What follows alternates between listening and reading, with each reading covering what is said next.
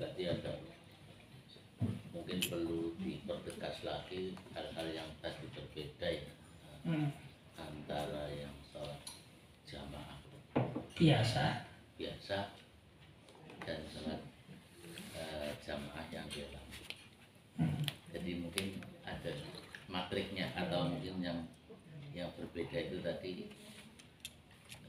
agak kurang, karena mungkin baru ada keterangan yang saya terima, barangkali perlu digarisbawahi lagi hal-hal yang memang ini berbeda dari yang Oke. Ya ini kan berarti perbedaan antara jamaah sholat Jumat sama perbedaan antara jamaah sholat biasa ya. Jadi bagi makmum, ini bagi makmum dulu atau bagi imam dulu. Bagi imam, niat menjadi imam dalam sholat Jumat itu wajib. niat Menjadi imam. Jadi usolli fardul Jumati. Rokate misalkan rokate ini mustaqbilal qiblati adaan imaman itu wajib. Nah, tetapi kalau di dalam sholat jamaah biasa tidak wajib. Nah, jadi panjenengan usolli fardhu dzuri Allahu akbar, enggak niat imaman enggak jadi masalah. Hanya saja nanti kalau kita tidak niat imaman kita enggak dapat fadilahnya jamaah. Nah, ini kita. Tetapi untuk makmum baik di dalam sholat biasa ataupun sholat Jumat ini harus tetap niat makmuman. Ini makmum.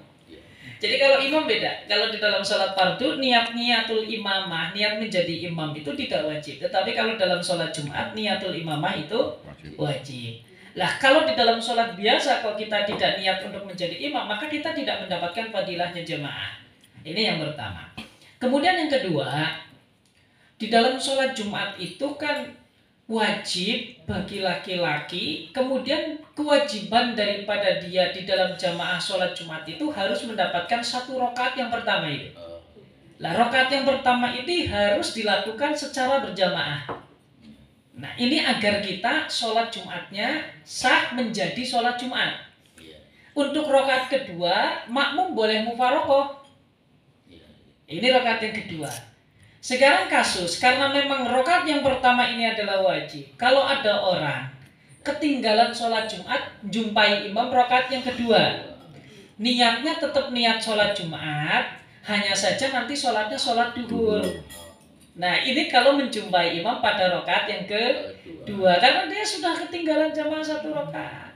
Ataupun menjumpai imam pada rakaat yang kedua, tetapi masih pada rakaat misalkan imam Allahu Akbar dan menjumpai imam pada rakaat yang kedua itu ternyata kita ketinggalannya itu sampai imam itu hampir salam juga misalkan. Ini sama seperti karena yang wajib jamaah itu rakaat yang pertama. Maka kita tetap kalau misalkan menjumpai imam dalam keadaan tadi sudah rakaat yang kedua, kita niatnya tetap niat Jumat. Karena kenyataannya imam masih sholat Jumat.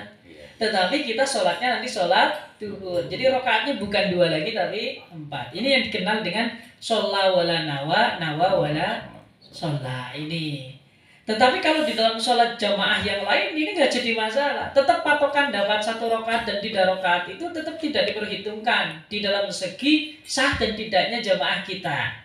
Tetapi nanti kalau dari segi mendapatkan rakaat kan yang penting kita menemui imam dalam keadaan ruku, kita bisa tumaknina beserta dengan imam. Sebenarnya di situlah titik perbedaan antara sholat Jumat itu di situ. Bagi makmum dan juga bagi imam. Sebenarnya di situ.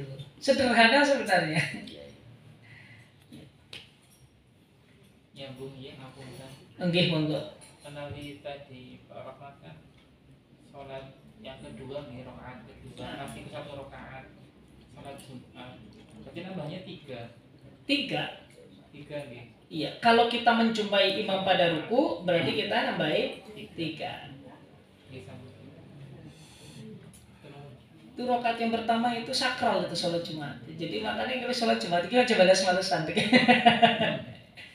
Itu juga kan sholat Jumat ini kan punya apa ya? Punya sejarah ya, punya sejarah tersendiri dan juga punya nilai filosofis tersendiri. Ini coba panjenengan perhatikan.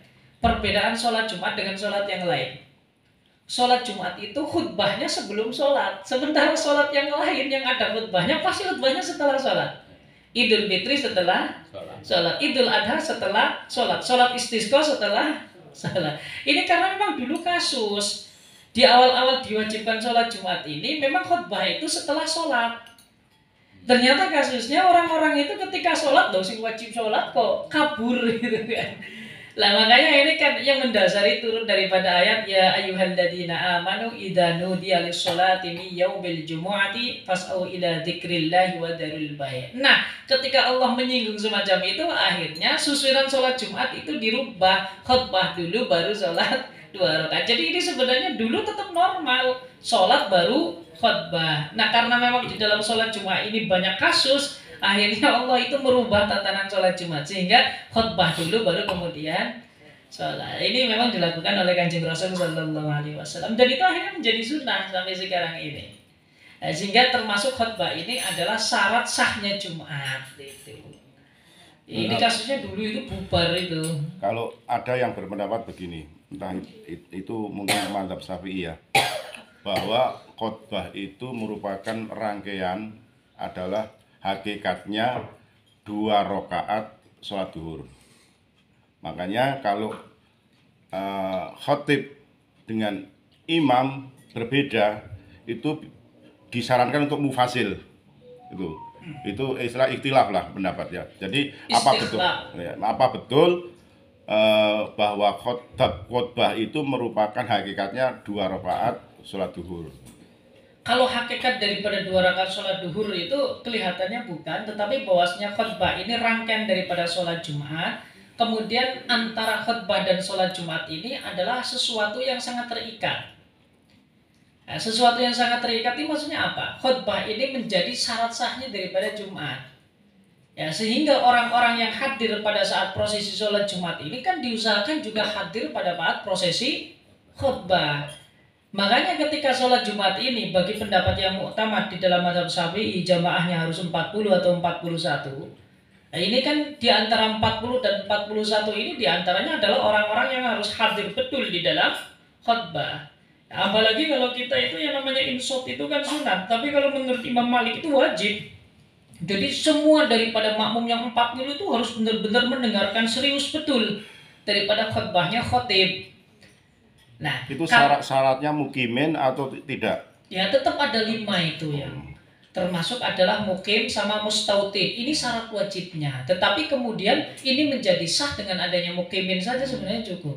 Kalau standar Syafi'i itu harus mustautin, bukan hanya mukimin lagi. Bukan hanya orang yang memang menetap secara lama, tetapi memang harus benar-benar berdomisili. Maka bahasanya sudah bukan mukim lagi, tetapi tautin. Oleh karenanya kan di dalam kasus istikhlaf, karena memang khutbah ini menjadi syarat sahnya Jumat, maka yang bisa menggantikan posisi imam ketika imam tersebut batal sholat Jumat ini adalah orang yang hadir betul ketika khutbah itu dimulai dari awal. Maka tidak lalu ada orang baru datang mau sholat, jenengan gantikan saya imam. Ini enggak. Ini karena memang ini. Maka baiknya khotib daripada sholat Jumat itu ya sekaligus imam. Ini baiknya. Meskipun boleh istikhlaf, yang penting yang dijadikan istikhlaf itu adalah orang yang ikut proses sejak awal ketika khotib mau masuk mimbar. Dan itu saya kira sesuatu yang memang sering di kalangan kita kan nggih. Kalau misalkan ternyata ada mbah-mbah ini kemudian dia nggak bisa khotbah tetapi sudah jadi imam tetap, kan biasanya ngomong gembala sholat jadi imam awal. Itu ada di kalangan kita. Itu demikian. Ngoten Pak Anu Sahri nggih.